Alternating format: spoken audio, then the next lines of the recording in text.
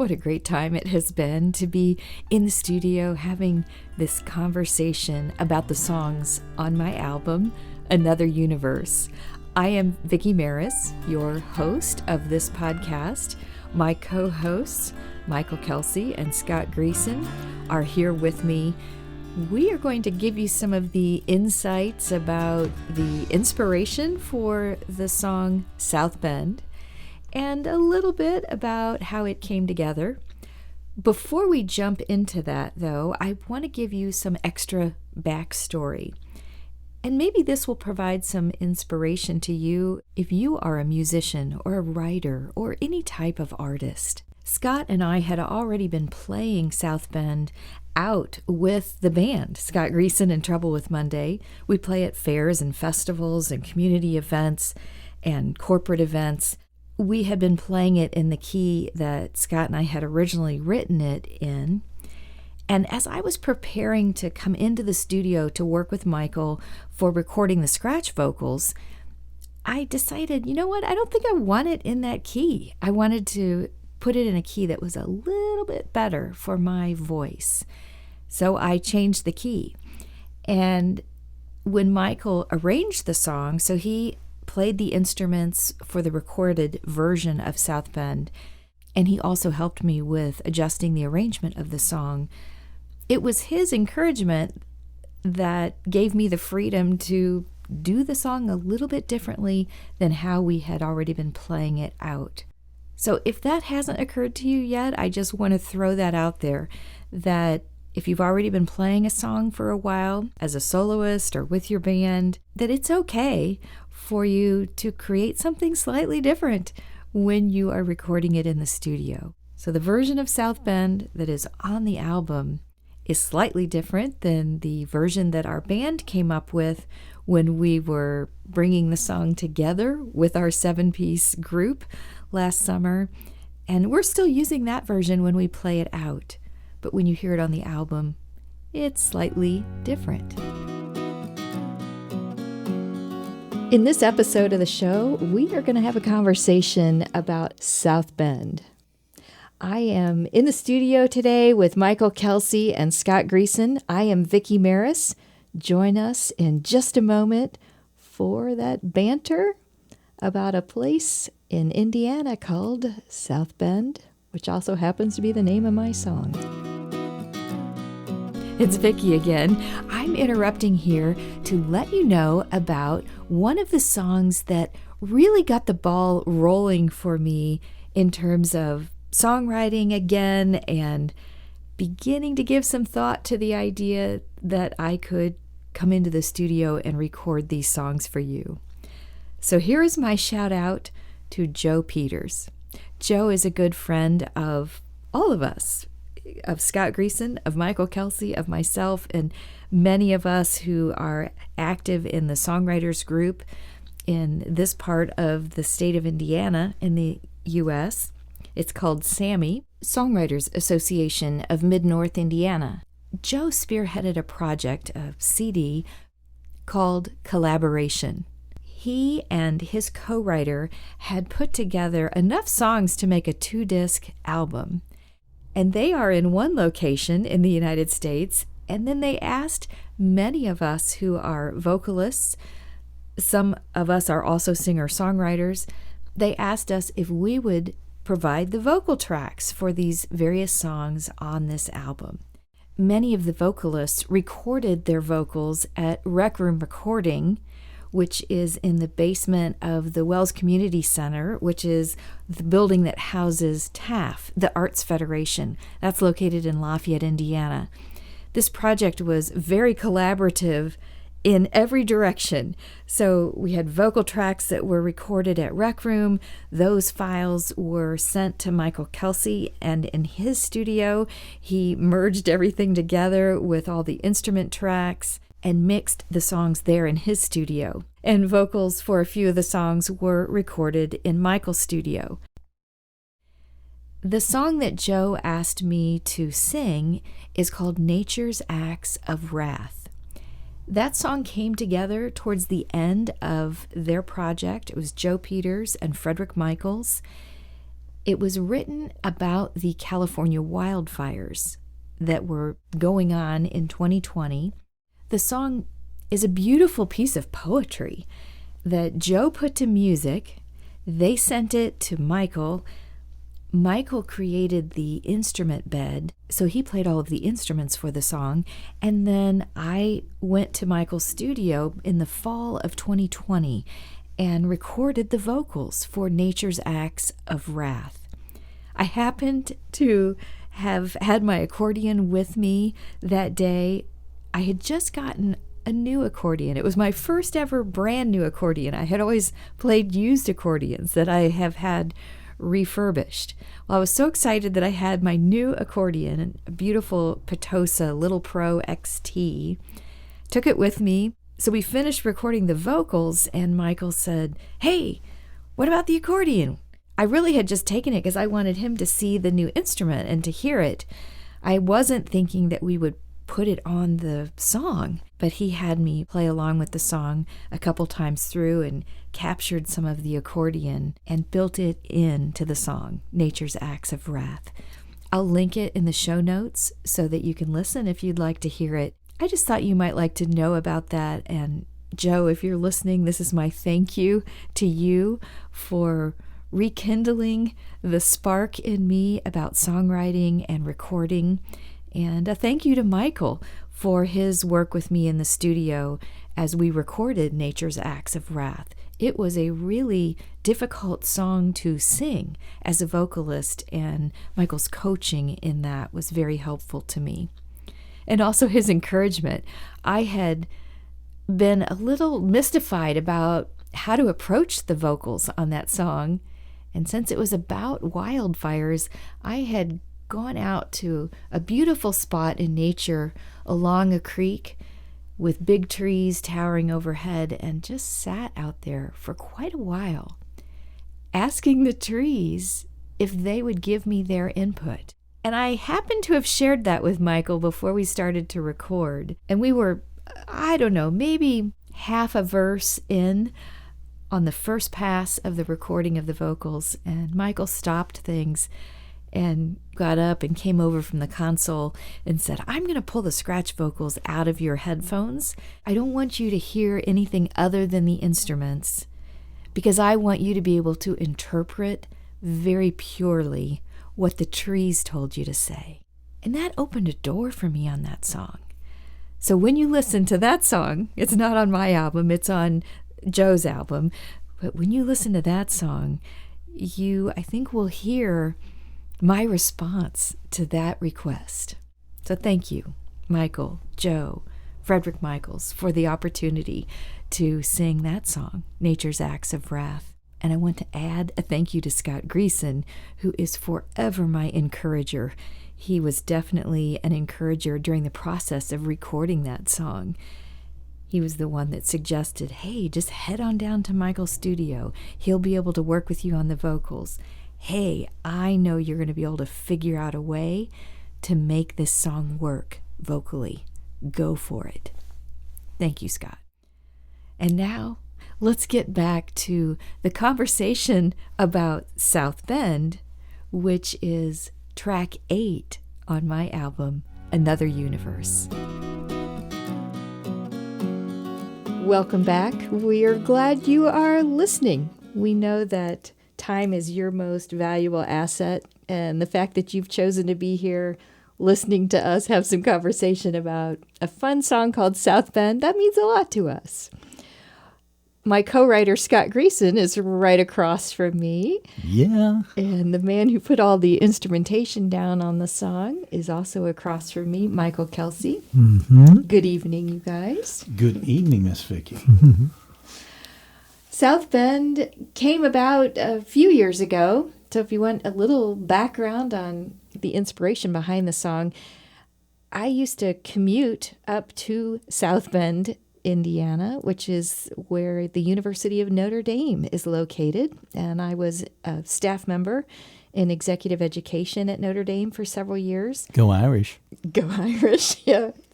It's a great place to work. I chose to commute there because I have a farm with Scott that's about 2.5 hours drive away from there. And I would go up there for the week and work and then drive back. And for some reason, I was always about in the same place of my commute when Scott would call to say, hey, how you doing? Where are you on your trip? And it didn't matter if I had left Thursday night, if I left Friday morning, if I left at noon on a Wednesday. It seemed like you always were calling about in the same place on the journey. And to kind of put things in perspective, I mean, Vickie and I have literally known each other since birth, really. We were born in the same hospital, just a few days apart, and but we didn't know each other. We didn't, yeah. But you hung out at my crib, you know. And we officially met a lot later. Yeah, and we didn't meet again until many years later. But we've always had, since we have known each other in adulthood, we've always had this sense of presence with each other. Knowing what I know about us, it doesn't surprise me that I would just randomly call you almost the same place every time. But I can tell you. And wait, it was always a little bit south of South Bend. There you go. Yeah, and that's one of the hooks. We called it South Bend. Originally, the title was South of South Bend. South of South Bend. Yeah, we shortened it. But, you know, Vickie, on the surface, the song is about two people really missing each other and trying to figure out how to make it work when you have to be apart.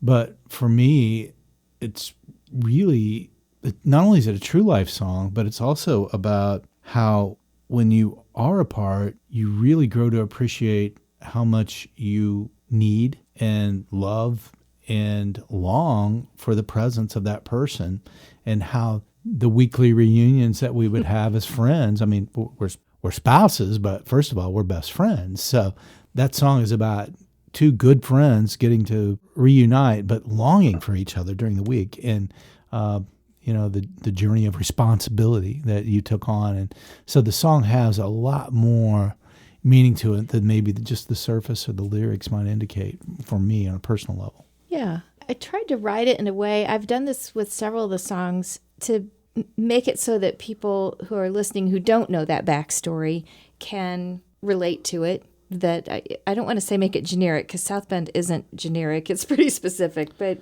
you know what I mean. But insert the name of any city, really. Right. I mean, like, and what's beautiful about this, Vickie, I mean, in our marriage, we treat each other very much as equivalents in our careers. And, you know, you're definitely the consummate professional, and you lived in another city, and that role that you took on could be any city. Yes. You know, any professional female in today's society. And I'm at home. I wasn't raising our children, but, you know, we had a farm, and I was by no means a rancher, but you've taught me how to take care of things the best I can, so you would be comfortable in being away. It's a great story. Yeah, that makes it a little different than what most people, I don't know, what a traditional marriage might be. I don't know if there is anything, if there is such a thing as a traditional marriage anymore, but just in the fact that I was the farm owner. Yes. You weren't the farm owner. Right. That makes it different. Right. And that I was driving, it was really hard for me. There was a number of mornings when I literally was weeping in the driveway I would as say, I was pulling away. I would say more than not, yeah. Quite frankly, to have to leave the house.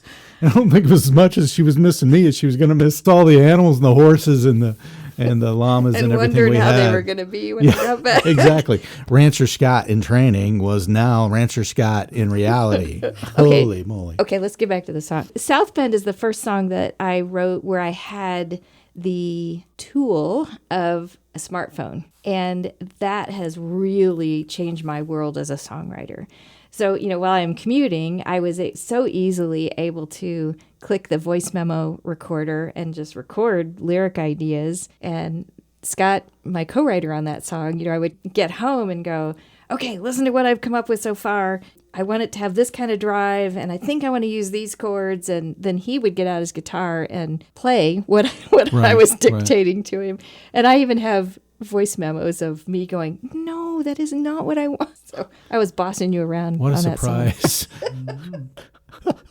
Michael goes, Married life. South Bend was one of that group of 4 when I came for my first recording session. At that time, I was thinking it was going to be an EP. And I had 3 songs. I had Stars, On the Mountain, and South Bend. And I got to thinking, I got to write one more, at least one more if it's going to be an EP. So I wrote, if you've been listening to the podcast in sequence, you've heard us talk about Broken State. I wrote Broken State and brought that one for that recording session. And Michael and I had also worked a little bit on South Bend last summer, about a year ago from the recording, and we tried some different approaches to that song melodically, and I actually really like one of the other versions of it that we came up with. So maybe one of these days I'll get him talked into releasing that one as a second version of South Bend. Yeah, it's funny how songs take on a different identity. Sometimes in kind of the day that you start working on something and playing it, it can take on an identity, and not that it's better or worse, is just different, and then it illuminates a different part of the song or makes you feel a different way. And then some part of me, I kind of fall in love with that, and then you do it in a different way, and I go like, well, I'm falling in love with that. And you start to connect with all these different ways, but at the end of the day, if you're making a record, you got to kind of choose one. So I think we ended up grooving it around and then found what works in this context with everything else. And this particular song, here's another point of encouragement I want to give to you if you are a songwriter and if you are working with other musicians, if you're in a band. This song was a lot of fun for me to bring to our band and to hear how they interpreted things. Scott and I play with usually 5 to 6 other people in our band, and they did some really cool things with it. But I was discovering as we were playing it out live that I had put the song in a key that wasn't really best for my voice. And Michael, you helped me with that. We put it in a different key and we changed a little bit of the song to make it more singable for me. So I just want to encourage you with that if you write something that ends up not feeling quite right as you're playing it out, don't hesitate to change it. Yeah, sometimes when you play a song, even a drastic key change, it'll just make you'll realize that you're singing the melody, and then maybe if you made it a lot lower, you'll sing the same melody, and then you got plenty of headroom above, and you might find yourself launching off into some other melody, and then it sets the song off. And then so it's just fun to, every time I write a song, I have a lot of friends that when they write a song, they just go like, well, this is how it came out, this is how it is, which is cool. I'm cursed with, but what if I played it at this tempo? What if I played it in this key? What if I gave it a little swing? What if I did? What if I did it at halftime? And I like just exploring all these different avenues, and then all of a sudden you'll hit upon something and you're like, oh, it really comes to life in this particular way. So it's always fun just to experiment, and it gets you in touch with your song, trying to discover all these different angles into that song, and which just connects you with it. And then whatever you decide on, at least it's just really ingrained in you. It's part of you. Michael has encouraged me with that, and as I've seen him do it, he'll take one of my new song ideas if I'm just playing something, we're not recording anything yet, and then he'll do that. You'll go, oh, let's try it this way, or let's play in that key, and they all end up sounding good. There's like an aspect that kind of goes like, I didn't know it could be done like that. Really? Like a double time jig? Yeah. Wow, and there's something about that, like, I never knew South Bend could be in a jig. That's really interesting. And then bypass that and move on to the next day. But then once in a while you'll do something, you're like, ooh, that's the fit. That's the fit right there. Yes. This song actually was a learning experience for me. I've written a lot of songs. I spent a lot of time on lyrics, and I really enjoyed writing the song with Vickie. I remember finishing it up actually on one of the keys in Florida on just a getaway that we had taken just for a few days. But the one thing that stands out to me as a life lesson is, in my mind, after we've been playing it with the band for a while, I was thinking more like, this is the way it's got to be. This is the way it's going to be. And then Vickie presented me with an option that Michael had came up with on this. And it wasn't the option we ended up going with. But at the same time, it was eye-opening to remind me that the songs can have different life and different formats if you allow that to happen. And guess what? Sometimes you can be surprised. There's a surprise in that. And sometimes the surprise is better than the anticipated outcome the preconceived notion you've been carrying around. Mm-hmm. Even though you've been playing it out. I would normally always suggest to people It's always good to play your songs in front of people to get feedback, how they react, before you would make it final. In the old days, you would say it's not final till it's vinyl. Same principle. In this case, it was really interesting. We'd been playing it out, and you guys found some sweet spot that was a bit different than what we've been playing out for the recording, but not quite as different as the version that you guys had presented to me. And I look back on that version that you initially presented to me, and I was like, it was so different. Initially, I was like, that's really interesting. But we've been playing it this way for so long. And I was maybe resistant to that. And I kind of regret that. So this one single song has really opened my eyes to the fact that I really need to have my eyes opened for a while on these tunes for the potentiality of what they might be, not what I think they are. And Michael, you use a phrase something like "let the song dictate it," or what do you say? There's something like that. I'm trying to think. I mean, we'll let the song tell you what it needs. Like. Yeah. I've been working with Michael in the past, and we've known each other for a long time. I remember redoing one of my songs on one of my albums from an earlier version, and it took on another life of its own. It's the same song with some minor modifications, but yet it took another path. But this song was a great reminder. I love the way that what we settled on was just incredibly awesome. I love the song. People, not only from Indiana, can resonate with it, but the message behind it is a universal message. Mm-hmm. It is. It's been fun to bring that one to life and to not only share it with my friends that I have from the South Bend community, but it's been fun to play it out for audiences in other locations and see people smile and enjoy it. They like it. They really do. So it's fun. Yeah. Thank you for hanging out with us for this episode of the podcast. Come back. We have another song to talk about. As you know from being a part of this episode, this one was about South Bend, track 8 on the album. I invite you to go listen to any of the other episodes about the other songs. There are 11 tracks in total on this album, and they are all out there and available for you to listen to in whichever podcast directory is your preferred way to listen to podcasts. And the songs are also out there in all the major streaming services. We'll see you again in another episode of Making of the Album, Another Universe.